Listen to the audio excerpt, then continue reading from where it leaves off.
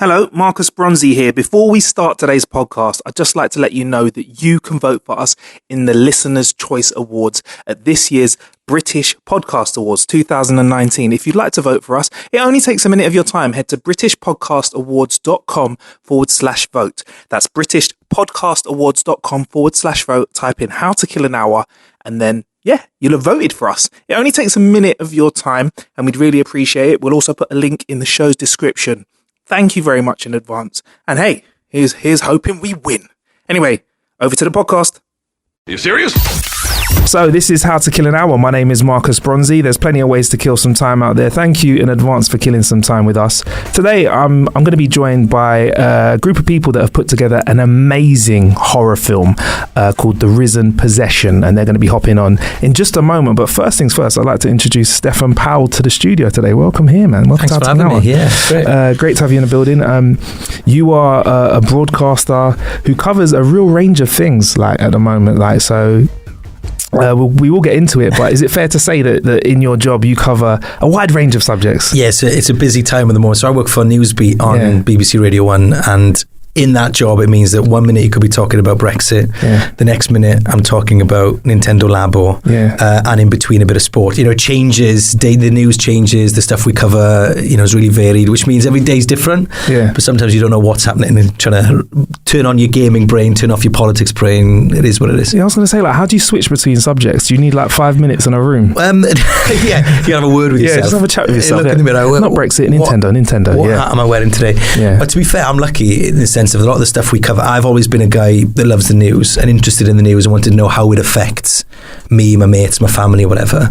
So I've always been interested in it, and it doesn't, we're just talking about stuff that I find fascinating.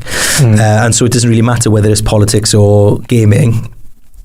I like that stuff. I like talking about it. So it doesn't, I've been quite lucky in that sense. Sometimes if you get a story that's a bit dry, I'm not going to lie, it's going to happen. I won't name names, but some stories aren't the most exciting things, and they sort of happen fairly regularly. You're a bit like, okay, how am I going to make this interesting? But then that's a challenge, because you're like, well, if I find this story boring, how can I make it exciting so that I might want to listen to it? And then hopefully someone at home will want to listen as well in the same way. I think that's the difference with the Newsbeat stuff as well, is that you kind of do pump energy into it that kind of makes it relevant, and also, like you said, some topics out there are real dry, but it's good to be informed about them. So you got to. This stuff. People would say that about Brexit, for example, sometimes, but it's really important stuff that's going to really sort of impact people's lives. So you've got to try and make it as exciting and as different as you can. But Brexit gets you going, though, innit? I've seen Steffan a couple of times out and about over the last few weeks, and I'll be like, "How's the Brexit situation?" He goes, "Oh, man, so much hour by hour, minute by minute, things are changing." And I'm not even I do politics off and on in the office. Our politics guy, Jim, he's living and breathing it. He can't sleep because he's getting updates on his phone. Crazy. And it's all going to change. It could, by the time I come out of this studio, things would have changed again. It's quite crazy. Who knows what will happen, mate? It's crazy. But I do other stuff to kill an hour. We're not here to talk about that exclusively today. How have you been killing time outside of work and out? Because you you're a busy guy, as I'm sure it's quite apparent right now. What have you been doing to chill out? I'll tell you what I've been doing this week is I've been doing something that I promised myself around Christmas time I would do. And that is, and I'm a bit ashamed to say this, to be honest with you, but I feel like we can share stuff together. Yeah, man, go for it. I'm finishing Red Dead Redemption 2 because I didn't finish it. I still ain't finished it. Big, producer Billy's like, still ain't finished it. Yeah, it's big. It's a big ass game. It's so big. Now, it's fantastic, but it's really big. Now, there is an argument to be had as to whether or not games are getting too big. And that's an interesting debate. One of my other favourite games was a game called The Witcher 3, similar to open world, same type of thing, but with sort of monsters and soldiers rather than cowboys and Indians. And that was about 100 hours or whatever to finish it. And towards the end of that, I was rushing it. So much so that I ended up getting the bad ending. Yeah. Because, there's some decisions that you make and then it impacts what happens. And I've ended up have all that time and the thing that I won't spoiler alert, happens. Yeah. So I'm determined that that's not going to happen in Red Dead. I want to take my time over the story, but it has taken ages. And there's been a chunk in the middle where I didn't touch it for a couple of weeks. Right. And what was it like stepping back into that world? Because it's people forget how slow Red Dead Redemption is, and I don't mean that in a bad way, but the pace of it. Like, I came into Red Dead off the back of playing some Spider-Man. Spider-Man is like you're zinging around the city, throwing web shooters everywhere. You can literally traverse, New York City in like minutes, right? And then Red Dead, you're in camp, and then you like take a fast stroll over to your horse, trot to another village. You know what I mean? Yeah, things get a bit spicy. But it's a slow. The pace of it is real slow as well. This is something I chatted about on Newsbeat once, in saying when you think of Rockstar, and you think of Grand Theft Auto. Yeah, man. If I want to get from point A to point B in the GTA version of LA, yeah, man, I get in a supercar. Yeah. I'm there in 30 seconds. Exactly. But in Red Dead, I'm on my horse. Super horse. And as I'm riding my horse really hard because I'm trying to mainline the story at the moment. I'm trying to get to the end. I want to know what happens to Arthur Morgan. It's got to a point now where things are getting a bit spicy and things are starting to go a bit south. And I want to know what happens. And so I feel like almost the experience is passing me by, which is a shame. Because what sometimes some people do is they finish the main story and then they go back and experience the world and sit in it for a while and go and help some randomers on the street or rob some banks or whatever. So that's what I'm doing at the moment, is I want to finish it so I can, because I interviewed Roger Clark recently, the guy who plays Arthur Morgan, on the red carpet at the BAFTAs, right? And I'm like, I've got so much respect for his performance. I love his character, and in my head that's all I'm thinking is, I haven't finished the game. I'm such a fraud. I haven't finished the game. But I've done, I've done a good chunk. I've done 3/4 of it. So that's what I'm trying to do at the moment. And I'm enjoying it. I'm finding myself, I'm going to do an hour tonight. Next thing you know, it's midnight. Yeah, man. And the wife's like, are you coming to bed or what? I was like, well, I've still got this thing. Yeah. But maybe I've got to clean my guns, then I've got to go handle some business over the other side of the map. Do you know what I mean? It's hard life out here. There's stuff to do. But it's an interesting point you said about games being too big. I mean, like, it is, I feel that's a good conversation to be having in the world where you can get bumped when you get certain games and apps. It can be like a day or two experience. But with Rockstar, I feel like, one, it couldn't be anything other than a massive game, because otherwise I feel like we'd be like, that's not the full Rockstar treatment. Yeah. And two, how can a story like that be cut down and be any shorter? It's an epic story. Yeah, and that's the sort of... That's the challenge, and that's the sort of the emotion I'm going through, is I'm loving every second of it. Yeah. But I also desperately want a resolution. You need to live a normal life as well in the real world. Exactly. And so it's that balance, I guess, between telling a story without sort of, and I know, games is big. You can have experiences that you finish in 30 minutes, and games you finish, that take years. But it's just because a game can be massive now. Should it be?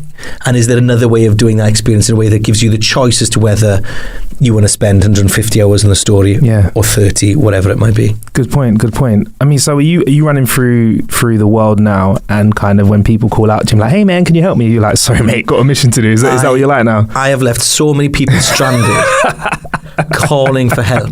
People stuck under horses, crippled. People getting robbed on the side of the street. And like, I'd love to help you. Because you know that little bar on the bottom in Red Dead Redemption 2 that says how good you are? Yeah. Well, for some reason I was like, no, I'm going to be really good. So mine was towards the top end of why. And then, the last couple of nights I've just been playing it to try and finish, and it is sliding down. The amount of people I could have saved and I've left hanging, it's it's going really down badly. But I just want to get to the end. You'll get there, man. It's well worth it.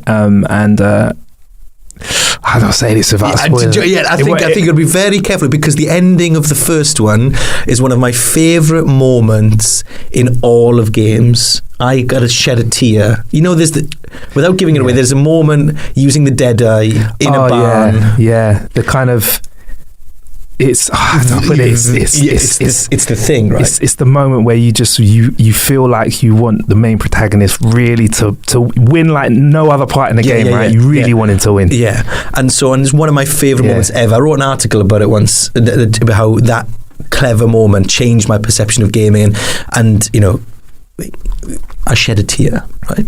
So I'm not saying I'm expecting anything like that, but I want to go into it with my eyes closed. Avoiding spoilers online has been a real tricky thing to do. Yeah, it's a hard one. All right, Red Dead Redemption, like that. Well, I've been killing time with some high-tech pajamas. I mentioned this to Steffan. So what? Yeah. So you just run that past me again. Some high-tech pajamas. Basically, a group of people. I want to make sure I pronounce this right. It's Dags Mejan, right? They sent us some pajamas and they were like, "These are going to help you sleep better." And we do get sent stuff here at How to Kill an Hour. And sometimes I'm like, "Oh, that sounds cool." Sometimes I'm like, "Really?" And I'll be honest, I'm not really a pajamas guy. I'm more of a commando guy. I like to have a shower. I feel like I'm getting to know you really well, you mate. Oh, by the end of this episode, you're gonna know so much, Steffan. But I'm a commando guy. Like I'm gonna have a quick shower and then I'll hop into bed and that's it. I'm good. So I was like, pajamas, are they really necessary? So I thought maybe in this mature time in my life, it was something that I should try, especially because there are a couple of pairs that just been sent to us. Yeah. So basically, these pajamas are apparently made from the world's most natural fibers, and they've got sleep technology in them, right? So it's this stuff called merino wool, right? And apparently in them, this is all the stuff I was reading, you could sleep for 15 minutes longer at least every single night. And if you add that up over a year, that's hours and days of sleep and whatever. And long story short, they were really comfortable pajamas, right? So I remember putting these on and thinking, oh, I felt like bedtime was a bit of an event now, yeah? And one, they were comfortable. And I don't know whether this was like an effect that was, I don't know whether it was a placebo, but I did feel like I did get a good night's sleep. And I feel like putting on my pajamas is a bit of an event now. When I pop them on and sit down and chill out, they do a bit of work for me. But how, are you, I need to get behind this. I was going to ask Billy, but I'd like to ask you, are you a pajama wearer or not? Or do you just wear a t-shirt and some shorts or whatever? It depends entirely on the time of year. So winter, it's a bit nippy out. Okay. It's a bit cold. Yeah. I'm up for a pajama. Okay. Summer, no chance. All right. So what, summer you like more like, what is this, like a t-shirt? Yeah, summer I can go commando if I fancy it. I mean, it just, I haven't got a routine. Okay. But what I'm interested with your setup here is, did you have a good night's sleep because you'd never worn a pajama before? So could it have been any pair of pajamas, or do you think it was this special jazzy pajama? I've worn shorts and a t-shirt before, just a pair of That's solid, and that's why I say that's my. If you added it up over the year, I'd say I'm usually a short and t-shirt kind of guy. Yeah, no, but I just felt like making bedtime a bit of an event, slipping into something more comfortable. It worked for me, and yeah, the fact that these were they weren't just a baggy pair of shorts or trousers, because I actually got a pair that were summery ones and wintry ones. The fact that they were quite smooth and silky when you put them on, it does make a difference sliding into something kind of silky and smooth. So I'd like to say I now, Marcus Bronzy, I've graduated to wearing pajamas the majority of the time. You've become a man. I have. Pipe and slippers next. Yeah, I'm on it. So at the moment, this time of year, it's spring. So you in the shorts now? Shorts are on now. Yeah, the long sleeve has sort of been banished to the wardrobe, and now we're on into the shorts territory. Yeah. And what about the wife as well? Is she a hot wife or a cold wife? At the moment, we've got the window open, right? And it is so freezing cold. So my wife's also works in news. She's a breakfast news reader. All right. So every day she's up at 4:30 a.m. to go to work to read the news, right? Yeah. So she's obviously in bed, fast asleep by the time I get in there. But the window's open. It's like a fridge in there. It's come on. So yeah, no, she's quite a hot person in the night. All right, cool. So you'd benefit from the dog's measure. You would get the biggest bed you can and sleep as far away from each other as physically possible. I think that's the best way to do it. Yeah, and get as much sheets as possible as well. Is she a sheet stealer or? I have a reputation for being the sheet stealer, which I think is totally unfounded. By the way, I just think sometimes they just find anything to have a go at you for. And so that's what it is. Hey, so. Miss Powell's listening. I don't know what to say. But yeah, what I have been doing when I've been getting into bed, and you kind of said it was a bit of a guilty. Well, I don't know. I'm not finishing Red Dead something to be good about. It's an enormous game, but something I've been actually getting into is a really old series. So listeners of the show know that I've been watching Star Trek from the actual beginning, right? So wow, I've been working some undertaking. Oh, bruv, it's a fun challenge, but I didn't realize it was that big. How many episodes is that? There must be hundreds of them. Oh, quite literally. So there were 3 or 4 seasons of the original series. Then there's a series, an animated series people don't know about, which actually had all the voices of the original characters. That's niche. Then now I've just finished the Next Generation last night, and there's 7 seasons, 20 plus episodes each. about an hour run to about 50 minutes when you take out it's the like a day job. Brothers, I've been churning through them, and I actually felt quite emotional watching Captain Picard kind of finishing off the last episode. It's like an hour and a half episode, but I've been going through it, and I'm about to hit the Star Trek films now. So if you watch it in the right order, there's a few Star Trek films you watch after the original series, and then there's some ones that kind of blend into the Next Generation. So yeah, that's what I've been churning my way through, man. So I love sci-fi, right? Big fan of sci-fi, but I've always found Star Trek wasn't a natural home for me for some reason. I found some of the sort of sci-fi language a bit, the wibbly wobbly, the parsecs, the nuclear, all that stuff, a bit too much. I think sometimes I felt like it was trying too hard, but then I know that Star Trek fans absolutely love it and they get totally into it. I did really enjoy the reboot with Chris Pine. That stuff's been really fun, but I'm not sure, as much as I love sci-fi, if I've got it in me to do what you've done. I watched the new series as well when I was on a flight once, and I watched a couple of episodes on, and I watched that. Which new series? Because for me, new series is going to be Deep Space Nine. 1998. What's the really most recent one with? Is it Enterprise? It's got the actress. Voyage. No, it's not. It's the one on Netflix, isn't it? Yeah, it's got the actress from Walking Dead in it. Discovery. So I've watched a few episodes of Discovery when I was on a flight once, and I'm really enjoying it. And really enjoyed it. And so, and I can remember being on Radio 1 that we had his name escapes me. Lucius Malfoy. I can't Jason Isaac. Jason Isaac. Jason Isaac, the actor. Yeah. He's also in it, and he came in to talk to us about it. And I watched a few episodes of that and thought it was great. So there's bits of Star Trek I really like, but I don't know. There was something about the original stuff that alienated me, and I don't know why.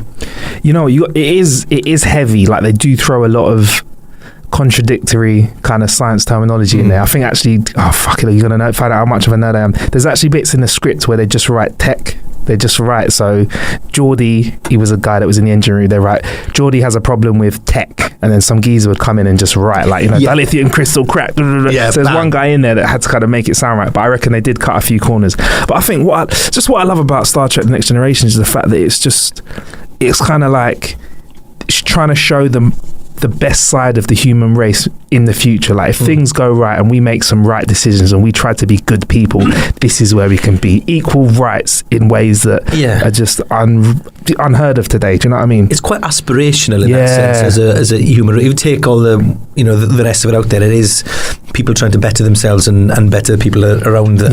And being quite selfless as well. Because these days a lot of drama and TV and movies or whatever, there's always a conflicted central character, isn't there?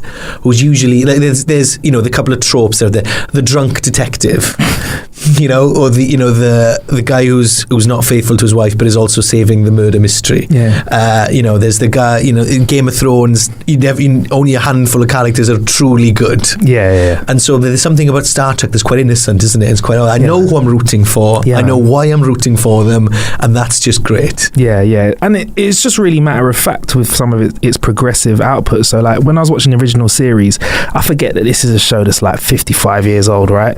And you've got like a black woman like with a main role in this show, like, so a woman to be a part of the main cast without just silly dilly-dally lies dressed up like a cheerleader, at that time was phenomenal. So you've got Uhura there, then you've got Sulu there on the comms, and then you've got other alien life forms, and they're all just living together, working together for this greater purpose. And it's an inspirational watch when you take it from that point of view. And even when you look at things like Voyager, you've got a female captain. It's just so matter of fact. It's not, they don't make a thing about it. Do you know what I mean? And it's like in a world now where everybody wants to have equal rights, rightly so, and everyone wants to kind of just pull together and move forward, rightly so. Again, it's nice to kind of watch a show like that, especially where there's so much going on in the world, to kind of flick over to Star Trek. It's kind of like, that's nice. It's a nice little refreshing break from the world. So my eyes just caught in the corner. You've got a PlayStation VR headset. Yeah, man, that's it. Have you played the Star Trek course I fucking have. Yeah, of course I have. Because if you're into your Star Trek, that's class. That's when I first played that is when I truly thought for the first time I can kind of see this VR thing working. Because up until that point I was like, I don't get it. Gaming these days is all about sort of bringing people together, and VR sort of isolates you from that. But this game, we basically, if you haven't played it, you take controls of different parts of the ship, and you've got a captain who's in charge, and someone's in charge of shooting, someone's in charge of driving or whatever. You don't drive a spaceship, do you? Whatever, you know what I mean? That's all right. I wouldn't roll with that. And that, when I played that with a couple of people a few years ago at an E3, I was like, oh, right, this is what it can be. This can bring people together. I thought that was really cool. Showed a cool co-op side of VR, man. And in case you didn't notice, Steffan is part of the gaming show on Radio 1, so you are into gaming quite a lot, so it's a great kind of seg into that. Before we kind of talk about what you've been doing the show recently, how did that come around, by the way? Like, how did you end up being the, one of the fronts for that? Yeah, so I moved to work for Newsbeat on Radio 1. I used to work for BBC Wales, surprise. I don't know what gave it away. Jamaican accent. Yeah, that's what it is. That's what it is, so I used to work there, and then about 5 years ago moved to work on Radio 1, and we had a tech reporter at the time, was looking at tech stuff, but he was so busy because there's loads of technology stuff happening. And a gaming event came up, and he was like, oh, can anybody go to this Halo event? And it was the Halo Master Chief Collection on the Xbox. And I was like, oh, I like gaming, I'll go along. And that was it. Sort of snowballed from there. Then we did a special program, and then he was busy doing the other tech stuff. So like, well, I'll keep picking up the gaming stuff, and so we do lots of stories on Newsbeat, so on the radio and online. And then we started experimenting with some YouTube stuff. And at the same time, then Radio 1 were looking at putting a gaming show on the iPlayer, and we were both working on something at the same time, so we brought it together.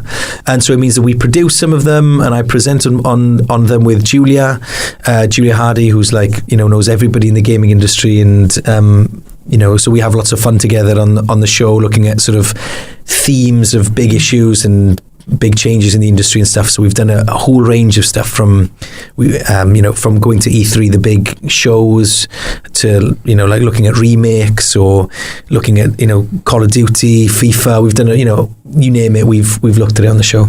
Yeah, and I was actually rewatching one of the recent episodes where you were creating new games as well. That was interesting. That was fun. Well, it's as a journalist, I find it's difficult for me just to chat about stuff without, I can't help it, but I've got to ask questions about stuff. Why did you do it like this? Why is it like that? What does this mean for so and so? And there's loads of new games coming up, but we're just looking at it. It's like a lot of if you look at big games these days, they're usually remakes, reversionings, franchises we've seen before. The big games that come out every year, FIFA, Call of Duty, and they're brilliant games in their own right. I spend most of my time when I'm not trying to finish Red Dead Redemption playing Blackout. Right? I love Call of Duty as much as the next man. But where we were, we were looking online, and we're seeing people asking the question, where's the new stuff? Where are the new franchises that in 10 years' time people are going to say, oh my God, we're playing the sequel of so-and-so. And so, the gaming industry needs to have a mix of both, I think is probably fair to say. And so we were just looking in this latest show, how do you find that balance? And it was really interesting because we had some, a range of perspectives, but people telling us about how they look, publishers out there looking at indie games and deciding whether or not they should back them or not, and what sells a game to them, what makes it unique and different. And it was really fun. Plus we got to do some painting, and I'm absolutely terrible at arts and crafts, as you discover in this episode. I'm sorry to tell you that weren't a strongest subject at school, was it, bruv? It was. I mean, what game? Yeah, no, it wasn't. What can I say? What can I say, Marcus? I can't say anything. It's awful. You can't be good at everything, all right, mate? There you go. Yeah. And Julie's really arty, so in this show we sort of sell the concept of where the new ideas in gaming by us going to an art studio and having to come up with our own characters for a game. And Julie's very, very creative. She comes up with this quite nicely painted, really sort of conceptual creation, and I just draw a man with massive muscles. I was like, I was looking at it thinking, that's probably what I'd try and draw, and I wouldn't do that very well either. But sometimes you just got to have strong stickman game. I reckon that's what it's all about, strong stickman game. But it's been really fun. So Newsbeat obviously is part of Radio 1, so we do the news on the station, but also we're part of BBC News, and so it's been interesting for us to be doing news features about games.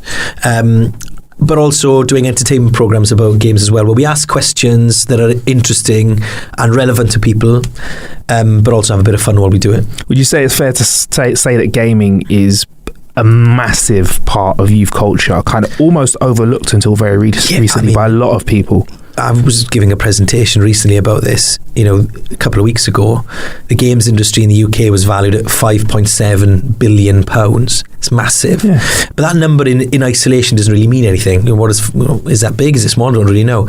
But when you say that it's worth more than music and movies combined in the UK, I think that gives you an indication of just how big this industry is. And the numbers of 1 in 3 people in the UK play a game every day. So, you can't, the change in the industry from what it was 30 years ago, where people thought it was, men in their pants sitting in dark rooms playing Space Invaders or whatever.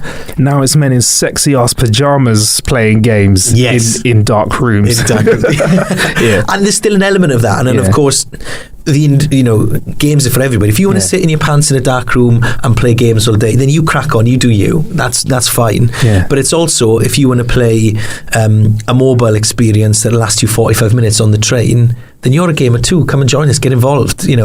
What games are these days has totally changed. So the BAFTAs were last week, right? BAFTA games. So in my research, so we were doing news coverage for the BBC, not just for Newsbeat, but for all of the BBC on that day, about what was happening. So past my research was looking at all the games that were nominated. Because so many games come out these days, and gaming is a part of my job, but it's not the only thing I do. So sometimes a game will slip through the net and I don't get to play them all, which is a shame. I'd love to just sit there playing them all day. So I played the mobile game, which, to be fair, mates of mine have been telling me for a while, you should play this, called Florence. Have you tried it? Yeah. Oh, man. Beautiful. What a game. Right? But it's over in, it's not very long. Oh, yeah, short game, yeah. Right? Yeah. But that's a game now. My wife, who wouldn't necessarily, quit, or my sister, who wouldn't, think of themselves as gamers, sat down and played that start to finish. And so you've got those experiences. And basically, the game, if you haven't played it, it's a mobile game, and you live the life of a woman who's a 25-year-old who's falling in love, and spoiler alert, the relationship doesn't necessarily work out. It's a little puzzle game. It's beautiful. Monument Valley, another mobile game, a puzzle game. The stuff these games can do now. And also then you've got my Call of Duty, where I want to shoot as many people as possible in a short space of time and shout at the screen and get frustrated and do all of that stuff. If somebody kills you in Blackout when you're down to the last 10 and they've snuck up behind you, there is nothing more frustrating. But that's the beauty of games now compared to what it used to be, is you've got this huge spectrum of stuff that you can get stuck in and get involved with. When I'm on I know I've got a long flight coming up in June, I've got Football Manager on my Switch, and that's what I'm going to spend 7 hours doing. Thank you very much. And there's that range of experiences out there for you. Yeah, I think the BAFTAs really took time to kind of really show the whole spectrum of gaming as well. And by the way, Steffan was looking sharp. That's very kind. Oh, mate, that was a you look good yourself, to be fair. Oh, man, I just threw on a quick suit, but Steffan had the whole was it 3-piece, 5-piece, 12-piece? I mean, I went 3-piece. I went big, man. So controversial. What do you think about this, man? I should have asked you this before I went. So it's a black tie event, right? Yeah, man.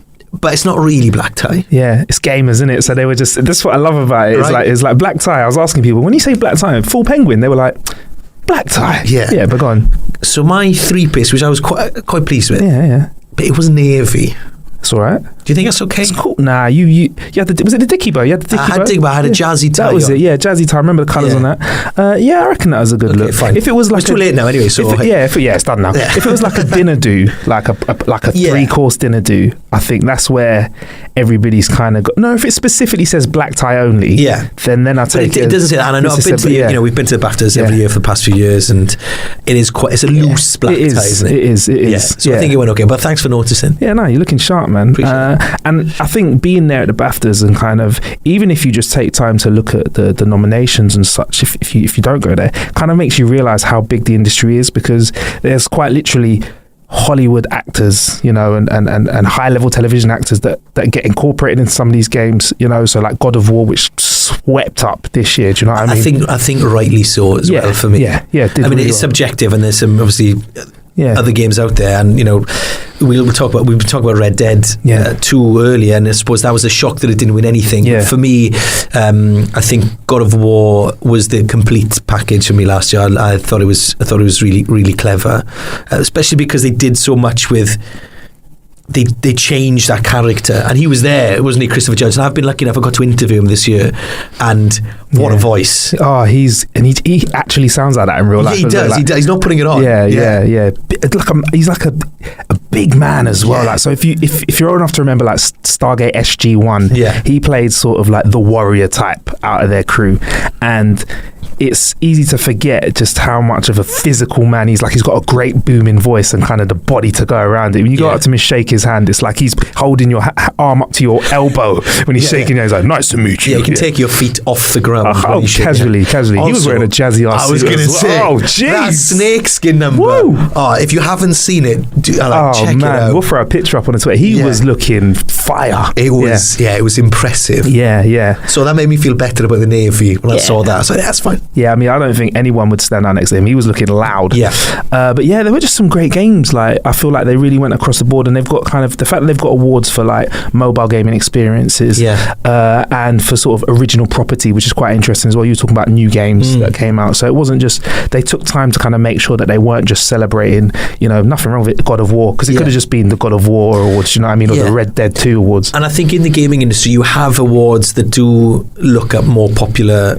Well, it's not popular because, of course, these games are popular because they're doing well, but games that, they get more mainstream attention than, should we say, because you've got the golden joysticks, which are sort of largely voted for by gamers. Yeah. And so the BAFTAs, I suppose, sort of take a step back from that. Interesting, though, when you look at what gamers are playing and what was nominated, there is a little bit of a tension there, and there's people say this about the Oscars every year. Like, Moonlight is an amazing film. Yeah, not many people saw it. It still wins an Oscar. Yeah, so it's trying to get that balance right of like, well, this is a really popular game. Millions of people have bought it and are playing it every day. But, so there are games that are out there that fit that category that didn't get nominated. So it's trying to get, have they got that balance right between games that are clearly, well-made, beautiful games that tell a fantastic story, but less people are playing them compared to these big blockbusters that are also really technically good. More people are playing them. Where's the balance in between that? I think they did. I think in the end, the right. You can't really argue with the people that won the awards.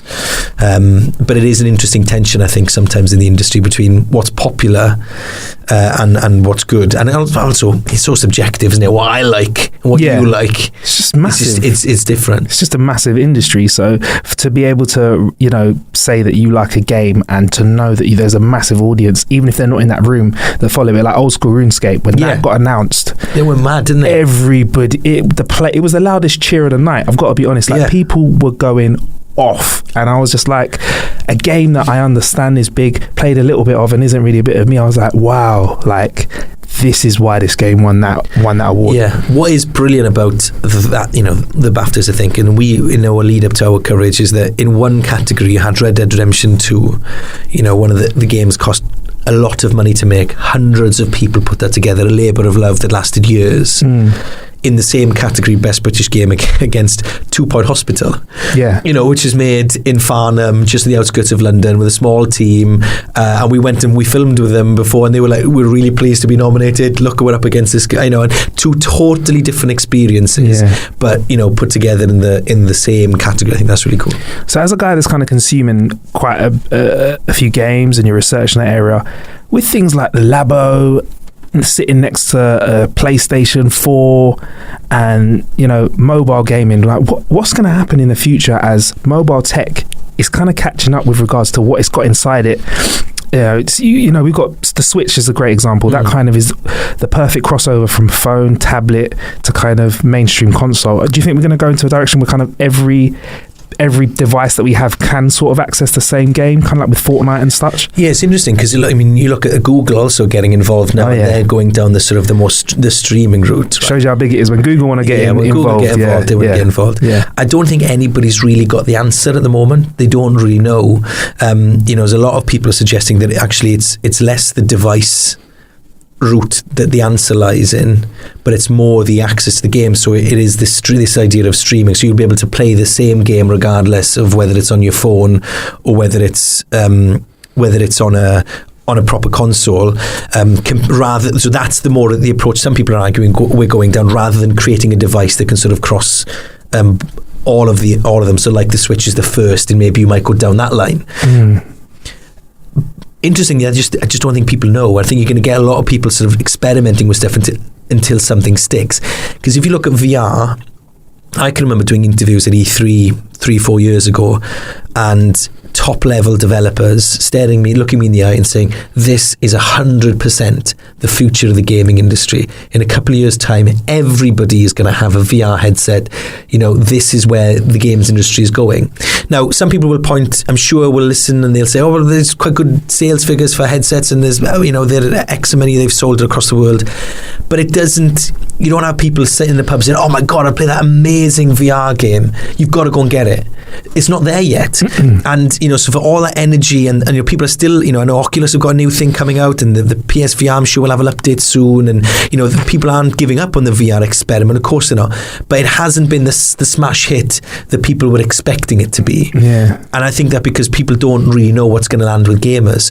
And I think the Switch could have gone, Nintendo, it was a risky move. Was it going to work? Was it not going to work? And I think it has worked. I think the fact you can play it on the bus, play it at home, that's really cool. So nobody really knows the answer. This streaming stuff, the Google, getting involved in it, and you've got Xbox with their Game Pass, and this idea that that you can access games on demand, like a Netflix of gaming sort of thing, is really interesting. Could be the answer. You try playing that in rural Glenamon, where I'm from, where the Wi-Fi is, you can barely send a WhatsApp message. Ain't happening, mate. Ain't happening. I can barely get on the internet. I live in central London, right? My dad can barely send me an email because the internet's not great where we're from. Yeah. Well, I mean, my dad's like that. That's just because he's my dad. So I mean, I don't want to cop it. I don't want to sit on the fence here either, mate. But I just feel like I don't think we really know, and it's an exciting time. People are trying all this stuff out. Ultimately, I still think that games are king, and whatever device has got the best games on, that's where the gamers are going to be. Yeah. And that's where I think PlayStation over the past few years have sold more than Xbox, because they've had the games.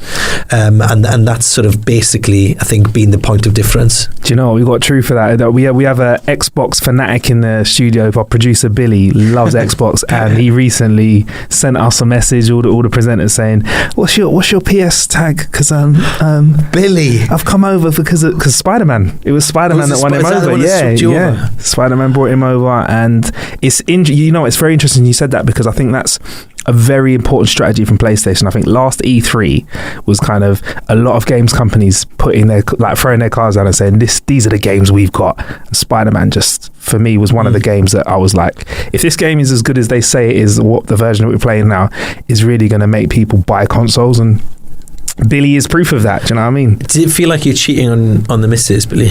No, not really, no. He's relentless. It got a bit stale, because there's not very many good games exclusives on Xbox. All the exclusives, the good ones, are on PlayStation. Yeah, well, and that's what, a lot of gamers felt the same as Billy, and that's why, PlayStation sales were better. Although, interestingly now, you do get a sort of end of an era feel with the PlayStation, don't you? Now that God of War, Spider-Man you talked about, we know that Last of Us 2 is coming at some point, which is, I know we talked about original games earlier, but in that program that we made about original games, Julia makes a really good point. She's like, obviously it's important that the games industry is coming up with new things, new ideas, but sometimes you just want to go back to what you know and love and want to find out more, and I'm the same, really excited about finding out what's going to happen with that Last of Us story. The first game, also cried playing that one. I don't cry playing all games, right? But I did have to play. And so, so we know we've got that coming. We know they've got Death Stranding coming at some point, the new Kojima game. But you do get a sense that they're sort of winding down. They're not going to be at E3 this year. Yeah, that's big news though. Possibly because they've got nothing new to say or show, and so then you're waiting for PlayStation 5, whenever that's going to come. But it means that Xbox, interestingly, Billy's moved over. I've got a bit of room to sort of step into. So, that they've already teased before that, some big franchises, Halo is going to be coming back at some point. Gears of War is going to be coming back at some point. So, whether or not they're going to be able to make up enough ground by the time we've moved on to talk about the next generation of consoles. Yeah. But what's also interesting as well, and we've seen Rockstar employ this method as well, you can actually just port the game over to the next console, and GTA 5 did really well. They kind of dropped at the end of the lifespan of the PS3 really, and it was kind of a situation where if you still wanted to play the game, you'd be like, oh, all right, I'll get the PS4 version. Do you know what I mean? And well, good timing for Red Dead Redemption 2, actually. Yeah, well, you look at the Nintendo Switch, right? Yes. People bought that because Zelda was on it. Now, you could still play Zelda on the Wii U, but I want the better Zelda. I love Zelda, and I waited a long time for this Zelda game to come out. So I want the best Zelda experience I can get, and to do that, I need the Switch, so I'm going to buy that. Yeah. And so you can see that possibly Last of Us, Death Stranding, Red Dead Redemption 2, those sorts of games will be playable. Probably, I haven't got any jazzy insight for you here. This is just, off the top of my head. Surely those games are going to be playable on your PS5 when it comes, so that people, I know I'm going to get an amazing experience when I buy this. Yeah, definitely. I look forward to it, man. I look forward to hearing about your coverage of E3 as well. We're still in two minds whether we're going to be out there or not because of the whole Sony thing as well. Yeah, it's interesting. I mean, a lot of it's up in the air. I think a lot of the companies themselves don't know what they're doing. Yeah. Is Google going to be there? Surely this is the time for them to... That could be a big gap for them to fill in that vacuum. It kind of makes sense, right? Because there's not going to be a Sony announcement, so Microsoft are probably rubbing their hands with glee, thinking, here we go, it's a chance for us to get some stuff out there. Nintendo, I think, are interesting at this E3 because talking about games that sell consoles, we know that Nintendo fans were desperate for a new Mario game. They've got it. They were desperate for a new Zelda game. They've got it. They were desperate for a new Super Smash Bros. Got it. Yeah. I think we've heard that there's no Metroid coming soon. So what's next for the Switch that's going to keep people as excited as they have been over those games? Is it a new Mario Kart? Don't know, because the 8's technically a remake, isn't it? Yeah, that was a zhuzh up of the last version. I mean, to be fair, it's a pretty good zhuzh up of the last sick. Version. It was deluxe. That was it. It was the deluxe version. It was deluxe. It was very deluxe. So, so what have they got coming out? And some of them, the big publishers then, in terms of, Call of Duty, Ubisoft, what are we going to see from them? So it will be an interesting year, but the vacuum from Sony is going to be filled by someone, and who that is, we don't know yet. Interesting. We'll make sure you keep in touch with Steffan on his socials as well, because you are always tweeting out bits and bobs. Brexit as well. Brexit, my Welsh rugby. Yeah, that's it. So sorry about those in advance if you're not a rugby man. NFL, politics and games. It's a bit of a weird combo on that Twitter feed. Yeah, you love a bit of American football. Is it? I'm obsessed. You've had quite a bit of an involvement in it. Yeah, so I used to play. Yeah. I mean, I used to play in university, so I grew up, always loved sport, watch anything, Aussie rule, you name it, put it on, and I was a kid, I'd watch it. Loved NFL growing up, and I followed the Oakland Raiders, and around about 2003 they were really good. They got to a Super Bowl. I was like, yes, I'm in. This is my team. I'm going to support them. Look, they're doing really well. They got to the final. They lost, but still they're going to be good. Ever since then, they've been one of the worst teams in the league by an absolute stretch. They've been terrible, but I still love them. My phone case is the Raiders. I've been to see them in LA and in London. Well, just outside LA, Auckland, and in London. And I follow it religiously. I'm obsessed. So I played in university for the Cardiff University Cobras. It was so much fun. Cardiff Cobras. Yeah, it's good alliteration. Yeah, I like that, man. Yeah, it's fab. So I loved it. Absolutely loved it. I mean, the standard isn't fantastic, but there was loads. I made some mates for life as well, which is probably the most fun thing. I met my wife. My wife was a cheerleader. I was going to say your wife was a player. I was like, oh, no, mixed teams. Yeah, she's a beast. Yeah, she was a cheerleader, so that's how we met. And so I loved playing, but then I bust my knee up playing, so I had to coach then for a bit, so I loved it. So you did a bit of coaching then? Did a bit of coaching. There was you have offensive and defensive coaches. There's a defensive coordinator coming up with all the plays and all this stuff. It was really fun. Sick. It's very technical with regards to that, isn't it? Yeah. Somebody once described it to me as chess with helmets, which I can roll with that. Yeah, man. I've seen like some of those plays that you get down. They're super complex, right? And they change depending on what the other person does. So if you run this way, it means okay, I don't do this. So if you run that way, then I do this, and it changes depending on what happens. Sick. Yeah. And where did you play, by the way? Like, what was your position? So my position is a position called cornerback. Right. So basically, if you don't know the NFL, at one point, quarterback throws the ball, right, and somebody's got to try and catch it. So your job as a cornerback is to stop the other dude from catching the ball, or if he does catch it, then tackle him. Action-packed. Yeah, well, it's really quiet, and then it's funny, if you're doing a good job, nobody notices you, but if you mess up, everybody's like, what do you do that for? Because they usually score a touchdown. Oh man, all right. I'm not that into NFL. I mean, I watch the big games, but I just feel like it's it's. I think Nick Bright explained a bit to me because he started following it, and I get it. Like, but at the end of the game, I kind of understand everything that's going on. By the time it gets to me watching another game, I kind of forget what's happening. But it's by yards, isn't it? So it is by yards. It's basically, for me, it's a mix of rugby league and cricket. Yeah. And if you bear with me, I'll join those dots. So in rugby league, you get 6 attempts to score. If you don't, the other team get the ball back. It's like that in American football, but you get 4 attempts to make 10 yards, and if you do it, then you get to go again. And then it's like cricket, because you go and watch a cricket match, you go and watch England playing a test match, it takes all day.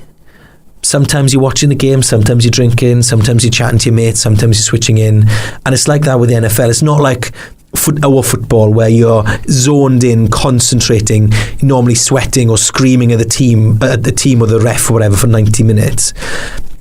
It's less of an intense focus for that prolonged period of time. You sort of dip in and out. And then when it gets to a certain point where something big's about to happen, then you switch on. Right. What I love about the NFL is that 3 hours of action turns on 1 second of magic or somebody's mistake or whatever, and you can be coached within an inch of your life, but somebody will just do something spontaneous and it tears the whole thing apart and it starts again.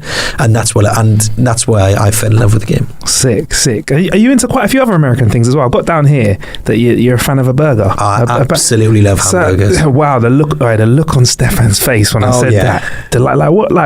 What about burgers is if you? I like a burger, but the look on your face. I tell you what, I mean, how long on his face right now? Go, hit me with it, man. So I don't know. Ever since I was a kid, I've loved hamburgers and fries. We went to America when I was lucky enough to go to America with my family when I was about 14, 15. Yeah.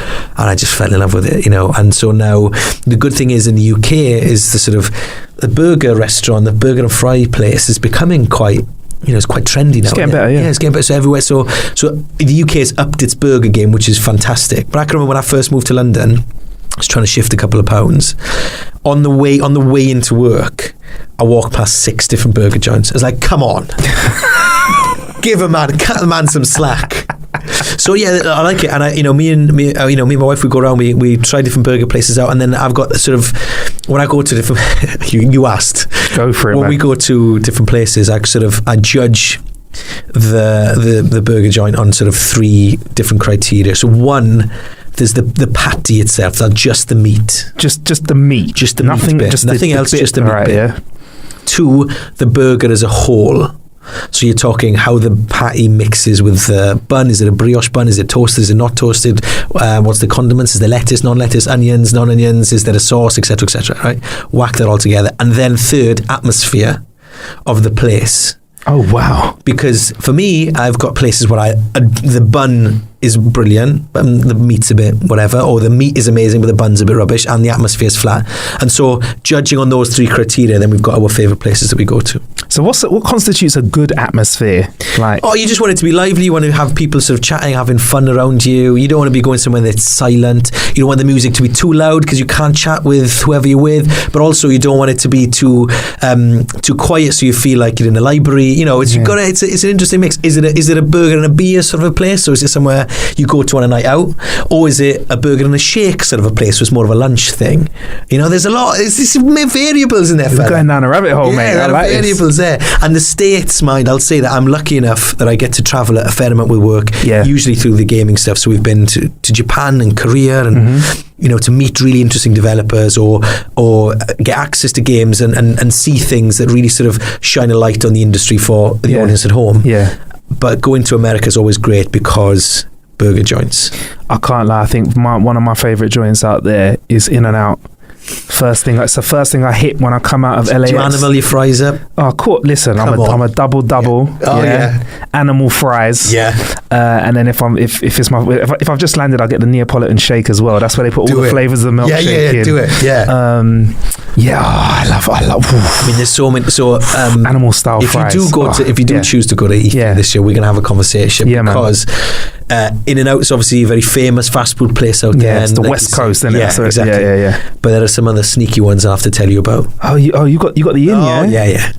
Okay. Mate, I just, like I said, I love it. I really enjoy it. Right. Okay. Right. So, because I'm over here, I've got a few places that I like, but I feel like after having a few burgers in the States, I come back here and I'm like, it's good, But I don't know. What is it that makes an American burger different? I don't know, because on paper it's basically the same, right? Yeah. I mean, and arguably, Britain's famed for its meat all over the world. You know, we sell meat all over the world, and so it can't be the meat. I don't know what it is. A bit of it must be the atmosphere. A bit of it must be the American atmosphere. Maybe you've got an American waitress or waiter, and they're very attentive, and they're on you, and they're refilling your drinks, or even you haven't got to look at them. Yeah. And they're so maybe that's it. So really, that's what you like to do to kill time. You're a burger connoisseur out there. It's one of the things. How many burgers do you have a week? You said you lose a bit of weight. I'm trying to. Yeah. So to be fair, I'm really rationing it at the moment. So when I go to the States, I'd really try and make sure that I could have one twice a day, every day, easy.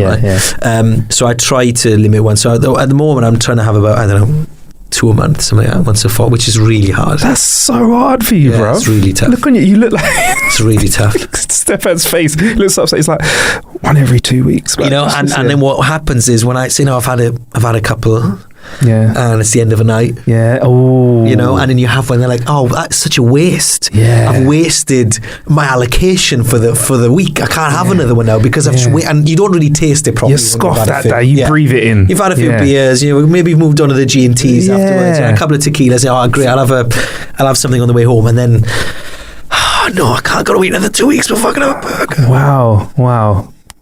Well, you know what? I look forward to trying some burgers with you in the States, man. That might be the thing that brings me over to E3 now. But no, cheers for coming on the show, man. Do you want to just share with everyone how they can find you online? Yeah, of course. So it's at Steffan Powell. So it's STEFFAN Powell, POWELL on Twitter and Instagram, and there we'll be sharing all the sort of gaming stuff that we talk about on Newsbeat and on the Radio and Gaming Show as well, and the other documentaries we do with some random chat about burgers and Welsh rugby thrown in. Yeah, man. Yeah. Well, thanks very much for joining us. Thanks for having me. Oh, no problem. And now we're going to be joined by Claire and Matt, who are the producer and director behind the Rizen Possession, which is a film that has some great talent in it, including myself. Hello, guys. How's it going? Hey. Yeah. Hey. You want to introduce yourselves by name, just in case anyone gets Claire and Matt mixed up, obviously, because you sound so alike, yeah? Well, I'm Matt. Yeah. And I'm Claire. Perfect. Thank you very much. So thanks for coming down the show today, man. The Rizen Possession. Yes. I know a bit about it, obviously. Did you? Yeah. I was a guy that just kept on sneaking onto set all the time. But what is it about? Like, because there's like a whole Rizen world, isn't there? So there is a universe. We were literally just talking about this. Yeah. We were like, how do you explain it? Yeah. We had like a short version and a long version. Go on, you do your version. It should be long. It's a Lovecraftian sci-fi action horror extravaganza made for 25p. And it is the... Okay, 24p. I don't know why he's laughing. It's because he knows how much it was. It is... for us, it was the second part in a two-part story, but it's a standalone film, and it's about a group of urban explorers who wander themselves into a military complex and happen upon the door to, let's call it, chaos. Yeah. Door to Chaos. Door to Chaos. Yeah, we've kind of created, there's 2 films, as Matt said. Yeah. So we've kind of created this complete world within these films, which is pretty crazy, but amazing at the same time. Yeah, the part 1 to the film was set in the 50s, and that was set in the 50s just after the Second World War, and it's sort of based on the urban myths of the military. How do you say, experimenting, should we say, with not just psychedelics, but also with soldiers and stuff like that. Because there was a time like when, like, this is an actual thing, by the way, so I'm not just like bugging out on mad YouTube videos, but there was a time when the military were quite experimental with things that they did, like some of the stuff that you see in sci-fi films like the Rizen and the Rizen Possession, they're not too far off some of the things that they proposed to at least try and free some budget out. Because there was a time when the army had a lot of fucking money and a lot of people with ideas, and you know, there were some, whether you call them amazing or not, inventions, or should we say devastating inventions that they made. There are also a lot of other things out there that were really kooky when you look back at them. Do you know what I mean? Crazy. Yeah. When you were writing that, we were discussing that. I remember us having a conversation. The government really, other governments kind of properly experimented. But it's really crazy. It's like the MK Ultra program and that sort of stuff. So I feel like there's a little bit of a touch of that in there, Matt, as well, because you wrote it, right? Yeah, for my sins. There was a lot of that, like Porton Down is the kind of easy for you to spray. Mythologically, this kind of UK version of MK Ultra, which was the CIA was happily experimenting on soldiers with psychedelics and God knows what else, and hypnotism and some really, I say kooky, but it's shitballs crazy stuff. Yeah. I mean, really, God knows what they're doing now. But yeah, Porton Down was the British sort of version of that, essentially. And so if you give Google a couple of you get a couple of pages into Google and shit starts to get real weird on it, and it's kind of fun, and it's easy to fall down that rabbit hole, like the YouTube video rabbit hole, for example. It's worth a Google. So as someone who was part of the program, how was that for you? It was okay. I feel like I came on the other side with a couple of problems, but other than that, I'm good both inside and out. Who asked the question? Sick. So this is what Matt's like, by the way. He was like this on set all the time. Just to clarify, I didn't actually tell the listeners in this episode, but I'm actually one of the characters in the film. He's amazing. Yeah, we'll see. We'll get to that in a bit. But like Claire, your partnership producing, right? So that's like, a lot of people don't understand the sheer amount of work that you also have to do to make a film come together. Like, talk us through like what your role is as a producer, because a lot of people, honestly, they're like, oh, they just make it happen. I'm like, do a lot more than that, bro.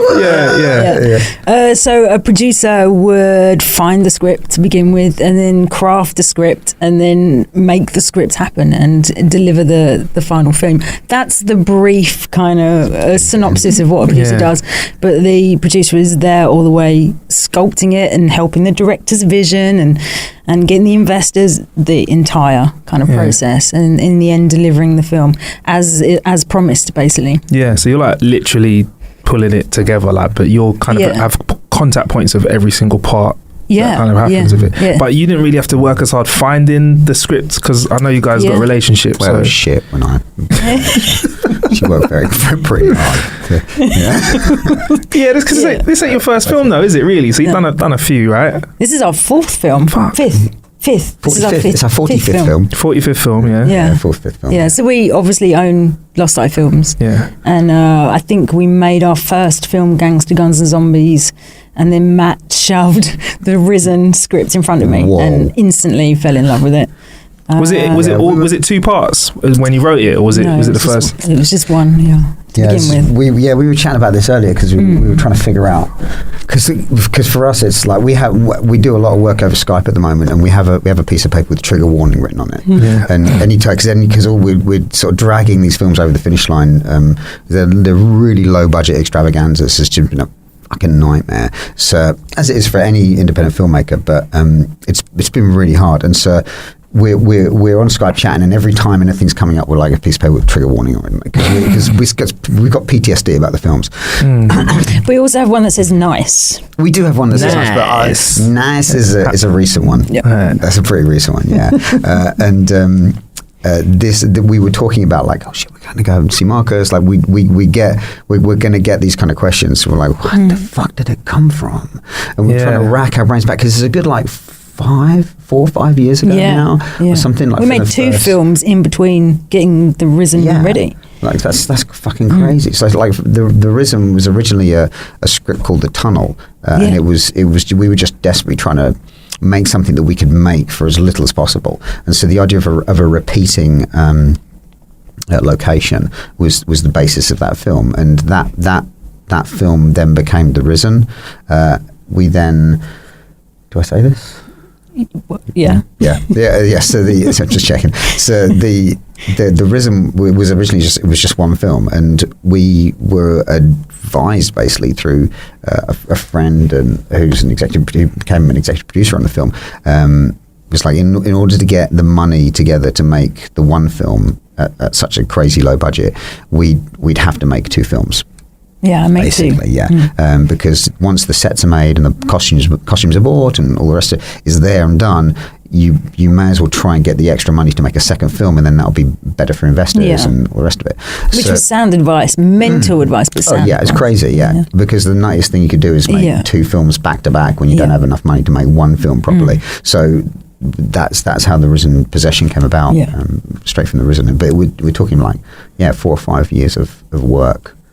Graft. And you double down on the film, but you also double down on everything else, and it's more than that. All right, cool. So the second film.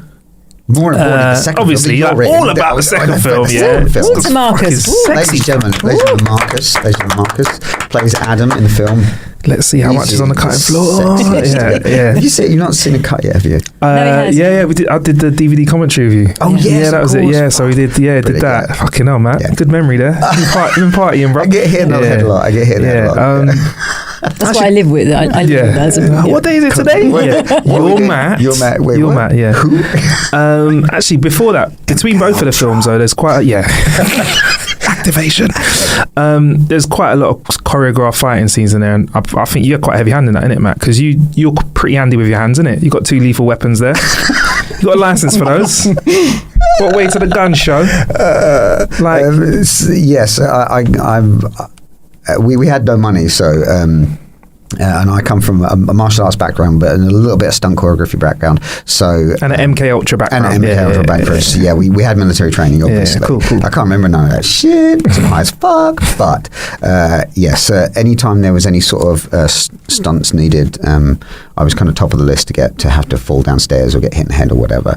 But those are some of the most fun things, really. When you were telling me a story earlier, obviously the producer on these 2 crazy films didn't see this happening because I was upstairs trying to put 1,000 fires out. But weren't you telling me a story earlier about a crash mat and one of the actors? We're going to get sued. No, you'd be fine. Go for it. Was that one of the legal counsel? Was it one of the? No, I was on the first film. Okay, cool. I think we did a little bit of this in the second film, but the first film, basically, one of the stunts was in the first film. Our lead lady has to there's a blind, a baddie's running down the tunnel. She steps to the side of the tunnel and hits it with a crowbar in the head, and this blind sort of gets hit in the head and then leaps up into the air flat and then lands flat on its back on the floor off a shot. Now the tunnels are a couple of meters, maybe 3 meters wide, if that, so this guy's got a nice run up. That was the stunt. Was in one shot where we're over the shoulder of our lead lady, looking past her as she swings this crowbar. He runs just slightly outside of it, so that the shot's covered. We don't see her miss him essentially, but it looks like she connects. Sorry. So he had to whip his head back, jump up into the air, lie flat in the air, and then fall down flat out of shot. But because of the width of the tunnel. That meant there's no matting. It's just a solid concrete floor. So obviously, if he lands on the floor, he's going to really hurt himself. And he had on a mask as well. As one of the bad guys, they're blinds, and so he's literally blind. He's just running down the hall. And when we shout now, he whips his head back and jumps up into the air. And so one of my fondest memories is this poor kid, because he was a student that we got down who was helping out, and he just happened to be he knew one of the guys who was the gaffers, so he was a mate of someone, so he became the blind, and he thought he was just be running up and down, and suddenly he's doing this ridiculous stunt, and I'm going to him, okay, so you get hit with the crowbar, and she's swinging this full crowbar at him, then you just jump up into the air as high as you can, lay flat like you're planking, and then just fall down out of shot, and dude, I will slide a crash mat underneath you won't even notice it, you'll land, it'll be fine. But he's like, yeah. Kid's like, okay, he's got that mask off of his head, looking me deep in the eye, going, yeah, okay, I trust you. Yeah. And then we start rolling, and he goes up the other end of the hall and starts running. And I'm like, fuck, I hope I don't miss. Not only do I hope I don't miss, I hope Laura doesn't miss. Yeah. If she's a couple of inches. She gets excited and swings out. She's going to clock him in the head. He'd be dead. You fall down dead. We want to bury him out the back. So with the rest of them. That was one of my most fun. So I think that's why I was recounting that. Yeah. I was saying, can we tell this story? Yeah, of course. Are we allowed to? I was saying that. Yeah, we had insurance. Yeah, did we? Yeah, we did. Yeah. Yes, we did. Do you remember in our first film, Gangster Guns and Zombies? Sorry, Marcus. Crack the fuck on. Thanks for coming down, mate. Claire, tell me about what happened in the first film. Remember our first film, Gangster Guns Plants and Zombies. Yeah. We had a load of extras come down to set, bless them. And Charlie is a big guy. Charlie Rawls, amazing actor, massive guy, just like muscles. He's just done stuff with Jackie Chan. Yeah, he had to throw one of the extras over a car. I don't want to talk about it. Shit. Fuck, and she landed on her head. Yes, and then she came back in a neck brace the next day. Whoa, that's dedication. She was amazing. And she was like, "No, it's fine." Team? She's like, "Yeah, she was on a netball team." Yeah. Basically, we had this scene like the day before where we had to have a load of zombies attack a van. I don't know how we got a netball team. I don't know why that was.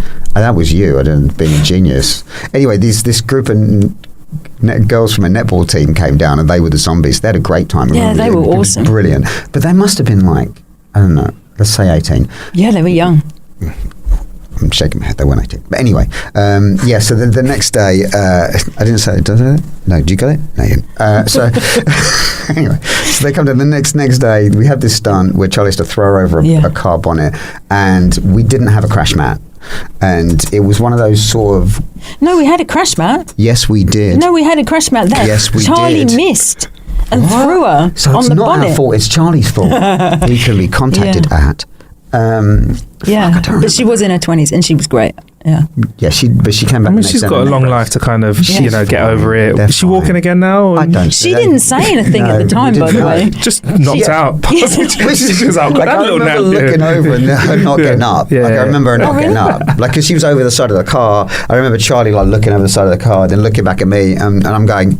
Like thumbs up. Yeah, she just carried on. She was just but she didn't say anything. And I remember the next day we were shooting in this windmill. She came in with a net brace and we were like, "Oh my God, are you okay?" She's like, "Yeah, I'm fine." Oh wow. Yeah, but that's the take that's in the film. I was going to say, you get the shot though. Yeah, we got that shot. Yeah, got that shot. Got that shot. I'm totally safe, completely safe. Everything was fine. So Claire, you mentioned actors. You managed to get some real good names for the Rizen and Rizen Possession, right? You got some hitters. Yeah, Marcus Bronzy. Yeah, I was going to say we got Marcus. Yeah, but apart from that charming, good-looking guy, Marcus Bronzy. Yeah, you got the Marcus Bronzy. Yeah. The Marcus Bronzy. There's a few fakers out there, so you got the real one. No, but you also got some like big UK talent, didn't you? Yeah, we nearly got Roger Moore. I remember you telling me that, and I was nearly. I know. It was close. It was close. Oh, that would have been. You had the wonderful Sally Phillips and the I got a little bit starstruck over Aid Edmondson. Legend. Ledge. Yeah. He was fucking brilliant. Yeah. He was cool. How was it though? Like getting those kind of people. That's a big look. I mean, the script's amazing, and pulling them in. That's like. Yeah, it was hard. It was, and we had 1,000 fires going on at the time. But I was. Good producers never go up, so I just kept going. Not saying I'm a good producer, but I just kept going. She's a great producer. The script was strong, so. Yeah, I don't know. They said How do we get? I just asked him. He said, we got one person, and then that was easy to get other people to agree. Then sometimes, no, not really. I see that. No, I fucking know. Yeah, Stephen Marcus as well. Amazing, strong name from Lockstock. He was fucking brilliant. Yeah, we had some great talent. Brilliant. Yeah. Do you remember your audition? Oh yeah, see, I don't remember. It was unsurprisingly. It was a hot day. I remember coming down. You were halfway through the production of the first film, I think, or 3/4. I don't know. Halfway, 3/4, and then I came along, and it was yourself and Tao, and I met you, Claire, and then I think.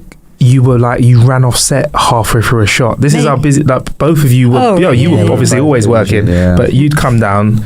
Matt had run off like, oh yeah, cool. They're just doing a shot there, and then I think I sat down and done a few lines, a few times, and then Matt went, that was shit. So, and I went, okay.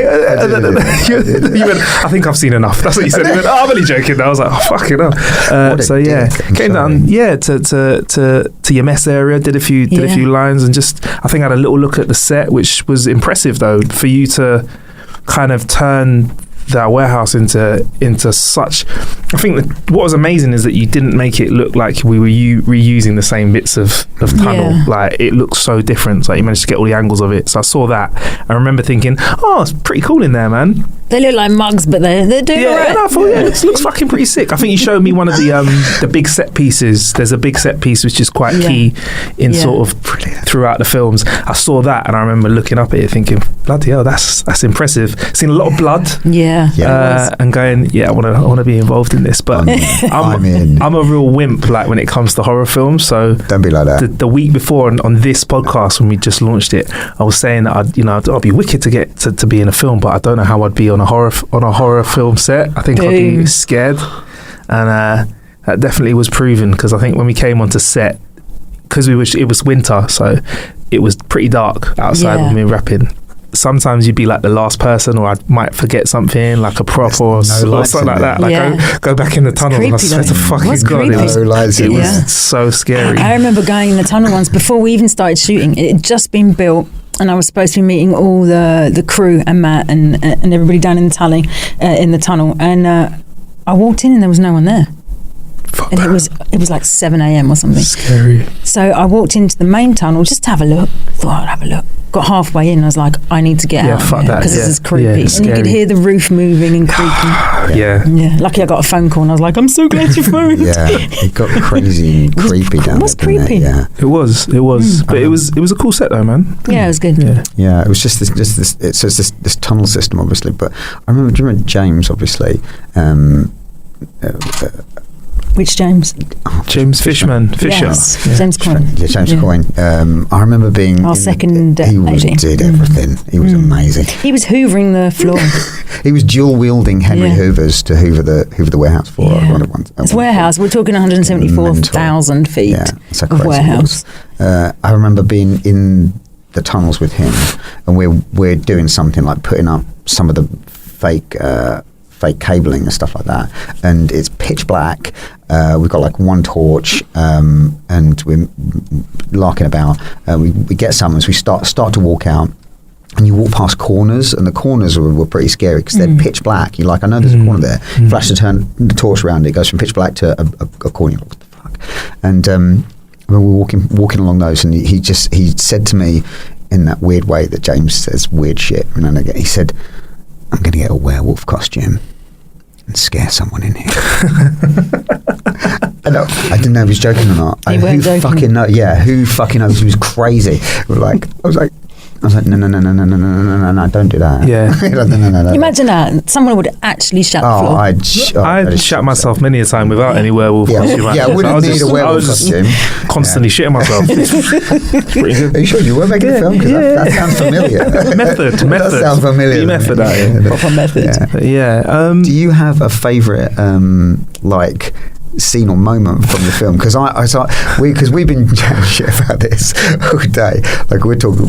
I say one thing that stands out to me is there's a scene when I was eating. Is that a spoiler? Scene when I was eating a biscuit. That's it. Would that spoil it? The biscuit scene. So I don't know what's happened to the biscuit scene. Is the biscuit scene still there? Of course. So there's a biscuit scene, and I just remember I remember consuming the biscuits, and I think about 10 biscuits in, I was like, this is fucking great. 10 biscuits, yes. And then like 20 biscuits in, I was like, this is cool, but dry. Have a bit of water. 25 biscuits in, I think I was with Harriet, who's like the main protagonist. Plays my sister in it. Like she just looked at me and she's like, "What's wrong?" I was like, "Too many biscuits," and she was like folding over laughing. Too many biscuits. Too many biscuits. So there's that, and there was also a scene with James Barnes, who is he's just the most militant man ever. Are you talking about his sexy voice? He is. But he has got a military vibe around him, hasn't he? He's very straight back, very serious, and he does play someone who's in the military then, and his voice is. It's just hot chocolate, isn't it? That's what his voice is. His voice is the hottest of hot chocolate. He's got the smoothest voice out there, and he had a line, which was a very generic line. He had amazing lines, but it was literally a line like, "Let's go to the comms room," for example, like that. And he had to lean into Lewis. You're making me laugh. Was it Lewis? Was it Michael? Lewis. And it was like, closer to the microphone. "Let's go to the comm room." But every time he said it, it just looked like he was saying, "Get back to my room. I'll see you at 6 o'clock in my room. Let's hit the showers." And I think everyone was folding up every single time.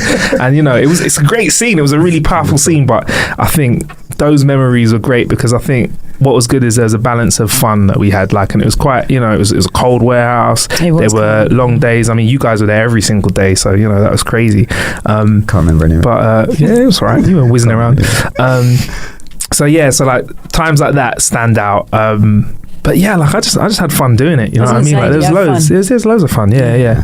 And also seeing Matt eat those 3 Twixes, 3 sticks of Twix at once in one go, putting them all in his mouth. Impressive feat. Thank you. I don't know where the 4th Twix went, but I remember you just shoving 3 in your mouth. Okay, cool. Yeah. That's how I opened my mouth so wide. First one goes in, locked jaw. That's a bit of chocolate. Yeah. But how about you guys though? Like, what were scenes that stood That's the thing that sticks in his head. It's me eating 3 Twixes. Yeah, it was the eye contact. That's what I remember. Yeah. It was just the eye contact. I'm just saying. Never break eye contact. Once the 3rd Twix goes in, you know you got him. And the big swallow. The big goes down like a cartoon fish head. Like a cat's. So yeah, no, I had loads of fun, man. It was wicked. It was great. I think there was a scene where I was trying to be scared under a bed, and you said that the angle that I was, it looked like I was just laughing all the time. I remember that scene. Beautiful. That is a great How about you guys? I know there's like loads of amazing scenes of me in it. Like, you know, what kind of scenes stood out to you? Because there's you do some quite cool things with the camera. Like you have some quite interesting rigging and setups that you use. So there might be scenes that ingenuity. Yeah. One of my favourite scenes, actually, talking as it is edited now, is one of yours in the wheelchair, the 1950 wheelchair. That was a real 1950s wheelchair, by the way. Yeah, we have to talk about the props as well, because there was some real creepy but real shit in there. But yeah, sorry, you're saying, Claire. So one of my favourite scenes is your one, when you're in the wheelchair and they all walk off and leave you. If you can remember that, you probably can't remember. Fucking scary. No, I remember because it was the closest I got to being left in the tunnel with everyone in the room, and it was pretty scary. It was pretty scary. That was fun. Yeah, there is some great scenes. Actually. Yeah. There's loads. I mean, there's an element, because it's a very scary film, but you managed to throw in elements of comedy as well, which kind of gives us a nice up and down journey. From what I've seen, I don't know. I've not seen this recent cut. What about you, Matt? Though. I think it's gone blank faced. What part of MK Ultra are we talking about? Code name. The code name. They could. It's a tough one, you know, because like I said, trigger warning. I think we were chatting about this earlier, me and Claire, and one of my favourite scenes to shoot was a damage control scene, because we had like this, extravagant fight scene. I think actually it's the one where you get grabbed. Oh shit! No, that was. But there's a few intense fight scenes. So this is sorry, one of the bigger scenes, you say.